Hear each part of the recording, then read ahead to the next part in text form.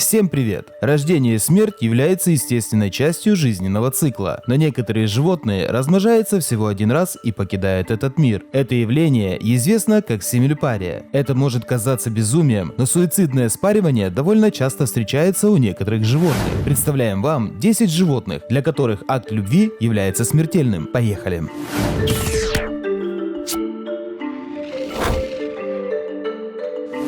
Богомолы откусывают голову после спаривания. Как известно, самки богомолов проглатывают голову самца во время или после спаривания. Однако не все самки это делают. В эксперименте на 40 парах богомолов только одна пара исполнила этот ритуал. Самец может избежать печальной участи только по случайности. Иногда самка богомола полностью пожирает самца. Часто она откусывает голову самца, а затем спаривается с безголовым телом. Хотя акт и приводит к смерти самца, это обеспечивает самке больше шансов на оплодотворение. Хамелеоны Мадагаскара быстро живут и умирают после спаривания. Хамелеоны, обитающие в сухих лесах Мадагаскара, живут всего год. Почти 8 месяцев они проводят внутри яйца, а после того, как вылупляются, живут 4-5 месяцев и умирают сразу после акта размножения. Самцы и самки борются друг с другом, и если это не приводит к смерти, то агрессия приводит к выработке высокого уровня гормонов, что их и убивает. Северные сумчатые куницы живут свирепо и погибают после спаривания. У северных сумчатых куниц относительно короткая жизнь, которая длится всего 12 месяцев, так как они спариваются до смерти. Во время периода размножения самец отправляется далеко в поисках самки. Когда они наконец спариваются, они делают это с как можно большим количеством самок, чтобы распространить свои гены. Самец также очень агрессивен во время размножения. Он царапается, кусается и иногда убивает самку. Даже если самец выживает после целого дня спаривания, он может прожить от нескольких дней до недели после этого.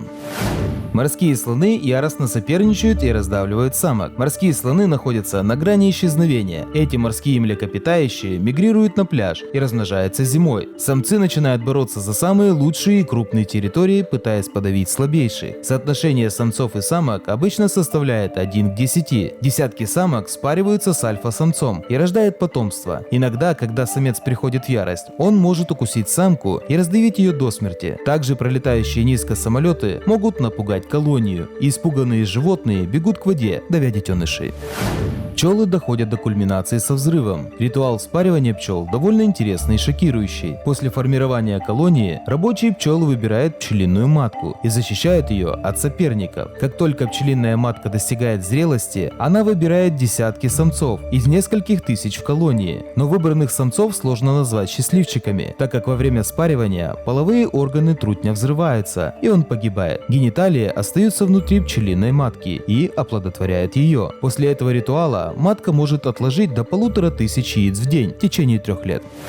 У кальмаров распространено жестокое спаривание. Когда начинается сезон размножения, самцы и самки собираются в одном месте. Кальмары вида Тинанге данае протыкают самок острыми крючками, а затем вкладывают семенные придатки в образовавшиеся отверстия, тем самым оплодотворяя ее. Другой вид кальмаров, Оника инженс, выпускает сперматозоиды с ферментами, растворяющими ткани через кожу самки. Как только самка оплодотворена, она способна произвести 1000 яиц одновременно. Детеныши кальмаров начинают плавать с рождения и способны защитить себя. В это же время взрослые особи живут недолго и обычно погибают после размножения.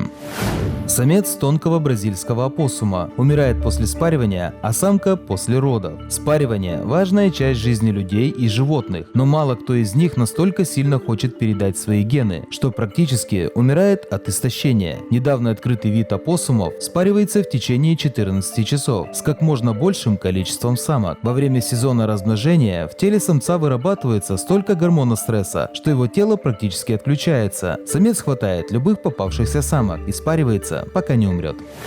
Заборные игуаны недолго живут и умирают сразу после спаривания. У заборных игуан относительно короткая жизнь, и они достигают зрелости в течение 5 месяцев после рождения. После достижения зрелости они спариваются всего раз за всю жизнь. После этого самки живут около 2-3 месяцев и погибают от естественных причин. Самцы могут пережить самок на 7-8 месяцев.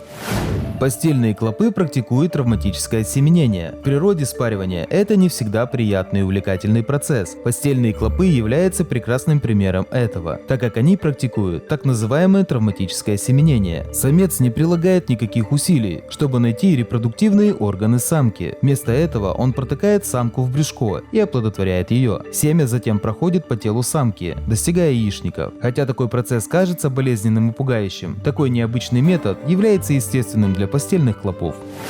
Плоские черви демонстрируют любовь, пронзая друг друга. Плоские черви – гермафродиты, а это значит, что у них могут быть как мужские, так и женские репродуктивные органы. Во время сезона спаривания плоские черви используют репродуктивные органы как кинжал, которые они также применяют для охоты за добычей. Если плоского червя пронзает другой, он должен отдать все свои ресурсы, чтобы стать матерью, а другой живет счастливой холостяцкой жизнью.